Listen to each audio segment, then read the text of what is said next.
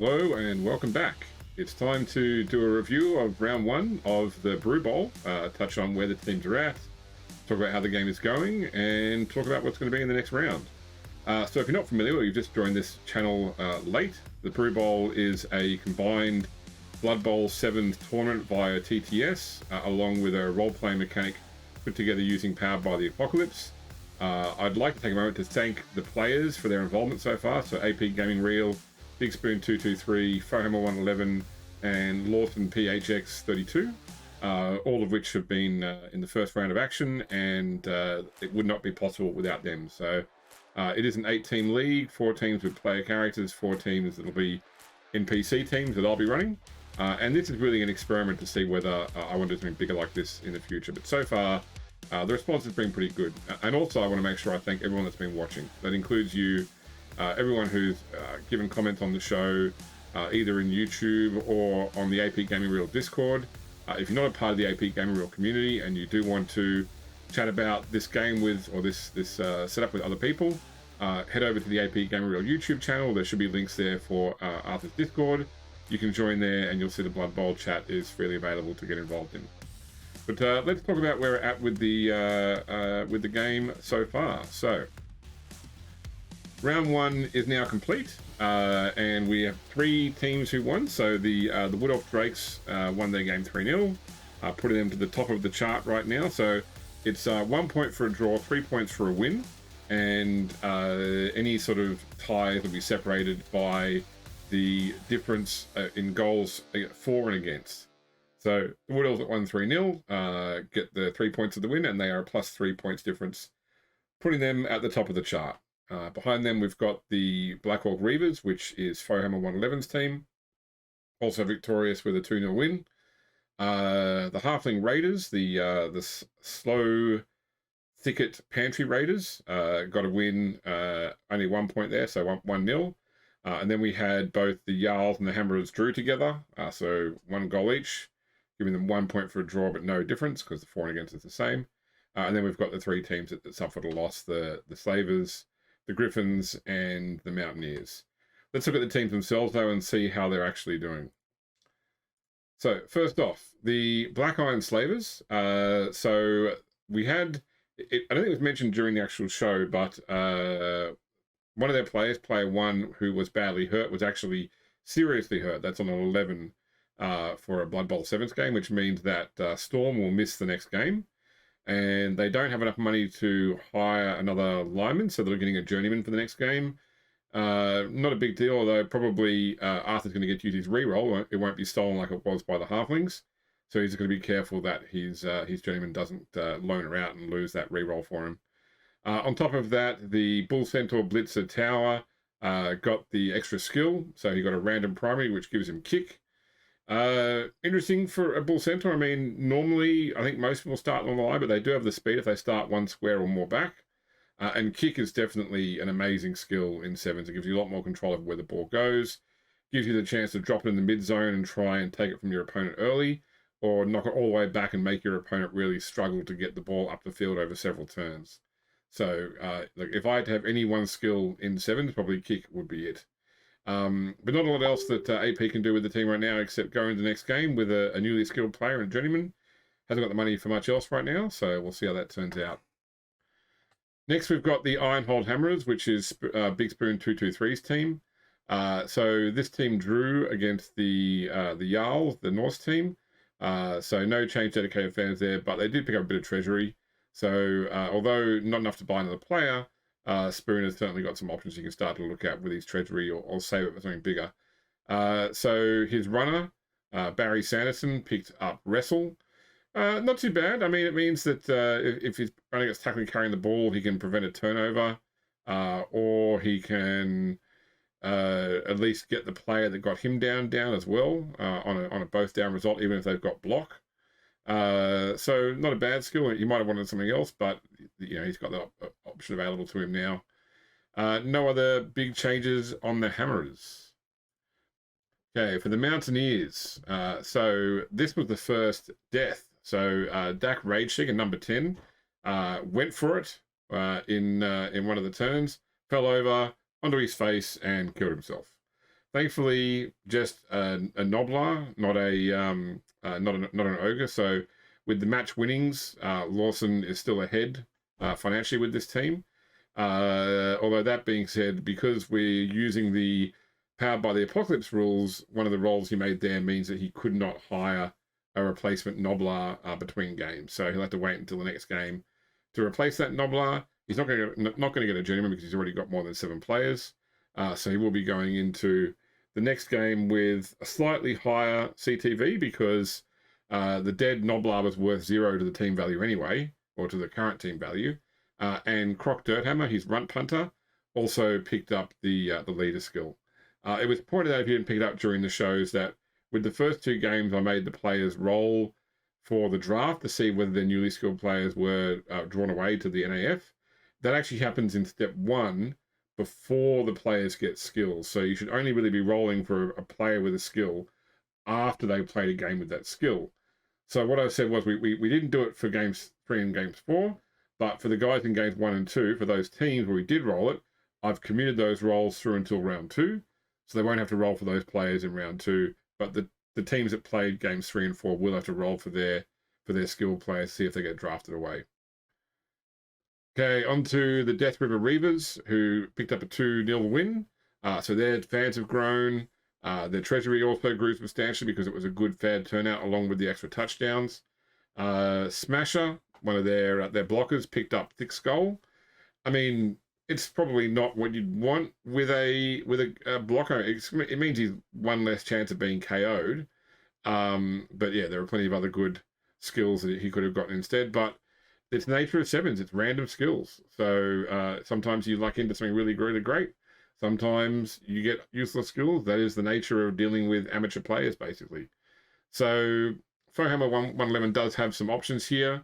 With his 60k treasury, he could bring on an extra Goblin lineman for an even deeper bench, or save it for something else. Like, he's already got 3 assistant coaches, so I will leave it up to him to decide what to do with it, but he has certainly got some options on the table now. He certainly can't buy any more blockers because he's got the maximum of 4. Can't buy a troll without getting rid of a blocker because you'd have a maximum of 4 positionals in a Blood Bowl 7s team. All right, on to the NPC teams. The Sloe, Thicket, Pantry Raiders. They won their game against the Chaos Dwarves 1-0. Needleleaf Wildwood, their treeman, picked up Juggernaut.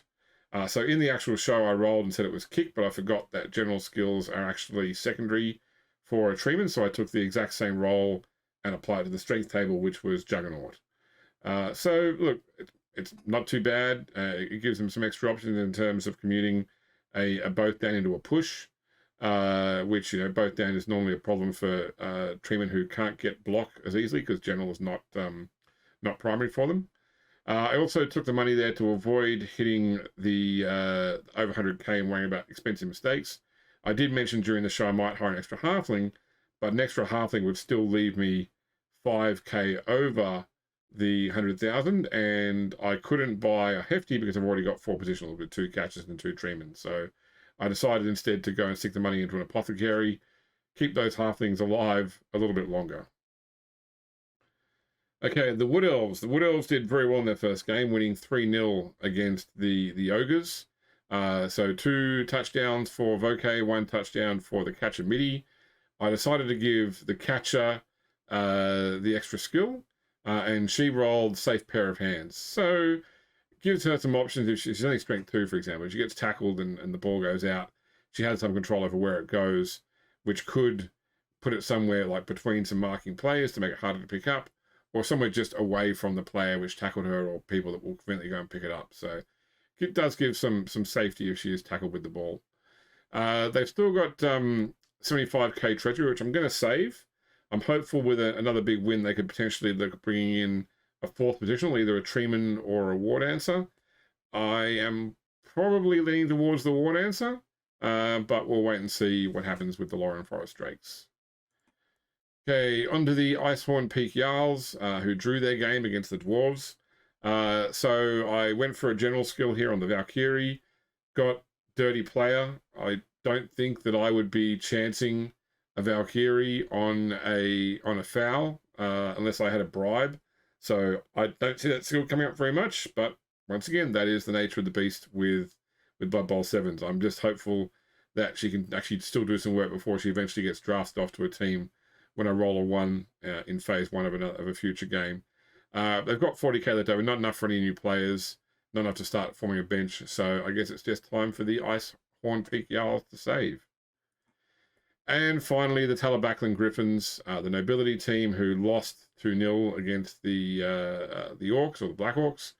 So Wolfgang Reichert, one of my 2 blitzers, we gave him a agility skill, which gave him a jump up, which is not too bad. Yeah, there were certainly some times in the game I played against Foehammer where I thought that, if I had the extra 3 movement, it could have made a big difference.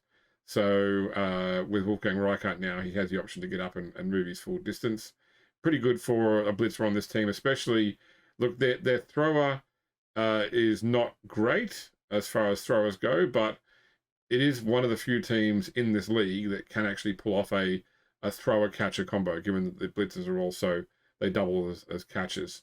So really, I think the only serious aerial game in this competition will come from the Wood Elves or from the Griffins. So we'll see how that goes, and having that more mobile blitzer will certainly help. Left 30k over, not enough for any new players or anything major, so I'll save that for a future game. So I have decided to put together a player leaderboard. So this basically just shows you the top 5 players in each area. There were 0 passes in round 1, 0 interceptions. There was 1 attempt at interception or 1 attempt at deflection. So what we are looking at is the best scorers. Only 1 person scored 2 touchdowns in the first round, which was Voke from the Wood Elf, the Loren Forest Drakes. So everything else is basically equal second. And a lot of cases here, it goes off the bottom of the chart. I've just sorted them in alphabetical order once they are equal on a particular score. So not so relevant for this first round, but I think you'll see in future rounds we will start to form like a top 5 players. And in fact, one of the playbooks in the Powered by the Apocalypse rules has a special benefit move you can pick up if it regularly has players that top these charts as well. So the most deadly will be based on casualties. So right now, a whole bunch of single casualties. MVPs, I've decided that the player that is given the skill, either randomly or selected, is the MVP for that team for that match. So the only draw there, I think you might see a whole bunch of players with just 1 MVP, because players or the PCs will be reticent about giving a single player multiple skills, because that increases the chance that player will be drafted away after the next game. But we'll see. That could be a tied up board for a long time.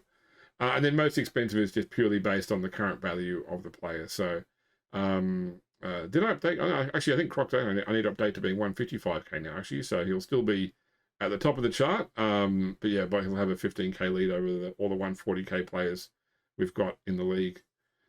All right, let's talk about the next round draw. So first off, it's going to be Spoon's Dwarves versus AP's Chaos Dwarves. So a real sort of grudge match there. It'll be our first PC versus PC match. I'll officiate it. That may have a slight impact on what you see on the screen, because in TTS, in GM mode or in observer mode, you don't see the dice roll box on the right hand side. So I'll have to make sure that I have the camera somewhere you can see the proverbial dice tray to see what dice results are coming up, or we'll make sure the players describe it. But so that'll be our first chance to see how 2 players go playing off against one another. Then the Halflings take on the Ogres. 2 similar teams, both deep benches, 9 players in each team right now. He's got 3 big guys to my 2 big guys. I've got strength 2s to his strength 1s. So it's hard to say how that will go, but I think it will certainly be a fun, if not bloody, match as well. Then the Icehorn Peak Jarls are taking on the Death River Reaverz, so Norse versus Black Orcs. If I was to, let's put on my NPC hat as Wilhelm Wolfsbane, if I had to say this is my pick for the round, I'd be saying I'm really keen to see how the Jarls do against the Reaverz. So Norse on Black Orcs, lot of strength 4, lot of strength. So there's 1 strength 5, a couple of strength 4s versus 4 strength 4s. That Fend, oh no, so the Fend was on the Griffin, sorry, but still yeah, I still think it will be an interesting match between the Norse and the Blackhawks too. So that's my game to watch. And then finally, the Loren Forest Drakes will be taking on the Talabecland Griffons. That is a purely NPC versus NPC match, so that will not be recorded and shown on YouTube. I'll just be resolving that myself, either with my son, or I'll do some sort of way of working it out. And I'll probably, I'll do like screenshots, and I'll give a bit of a summary of how the game went during one of the future PC involved games. So that'll be the format going forward, is that any game which involves a PC, 1 or 2 PCs, will be recorded, will be put on YouTube.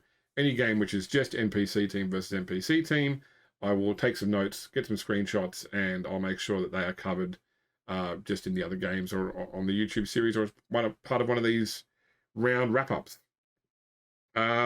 Please, if you've got any feedback about the game format or how it's going, please feel free to jump in and give me some advice. This is in itself an experiment, so to speak, of doing this. So yeah, anything you think about it, I'd like to know. I mentioned in one of the games I am going to try and put in some novelty rounds a couple of times. So I'm debating like a star player round where each team gets a star player, or a giants round, or an enclosed stadium with no push-offs and walls to be pushed into, maybe even a dungeon bowl round.